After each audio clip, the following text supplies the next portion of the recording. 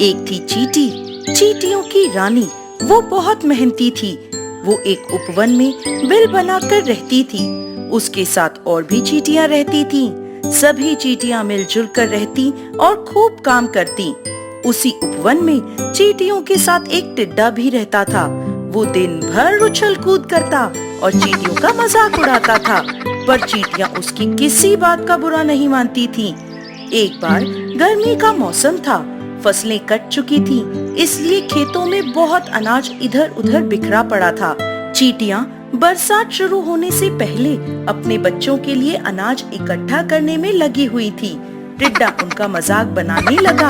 तब रानी चींटी ने टिड्डे को समझाते हुए कहा, टिड्डे भाई, तुम भी अपने लिए कुछ अनाज इकट्ठा करके रख लो, वरना बरसात में क्या करोगे? टिड्डे ने हंसकर कहा, चींटी बहन, तुम किस लिए हो? ऐसा कहकर टिड्डा उछल कूद करता वहाँ से चला गया। एक दिन आकाश में काले काले बादल छा गए और मूसलाधार बरसात होने लगी। थोड़ी ही देर में चारों तरफ पानी भर गया। चींटियां तो अपने अपने घरों में घुस गईं, पर टिड्डे का तो घर ही नहीं था। वो परेशान होने लगा कि वो कहाँ जाए। उसे कुछ समझ नहीं आ रहा था।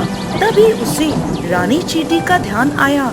वो रानी चींटी के घर गया और उसका दरवाजा खटखटाने लगा। रानी चींटी ने दरवाजा खोला तो देखा टिड्डा पूरा भीग गया है और ठंड से कांप रहा है। टिड्डा बोला, चींटी बहन, मैं बिल्कुल भीग गया हूँ और मुझे ठंड भी लग रही है। क्या तुम मुझे अपने घर में थोड़ी सी जगह दोगी? मैं बरसात बंद होते ही चला जाऊंगा। रानी चींटी ने उसे आदर के साथ अंदर बुलाया। बाहर बरसात और जोर से होने लगी। टिड्डा भूख के मारे बेहाल हो रहा था। चींटी ने जब उसकी दशा देखी तो उसे उस पर दया आई। वो समझ गई कि टिड्डे को बहुत भूख लगी है। उसने उसे बड़े प्यार से खाना खिलाया।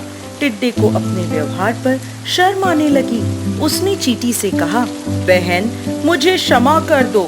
आज तुमने मेरी आंखें खोल दी हैं। मैं अब समझ गया हूँ कि कभी आलस्य नहीं करना चाहिए। यदि उस दिन मैंने तुम्हारी बात मान ली होती तो आज मुझे भी भूखा नहीं रहना पड़ता।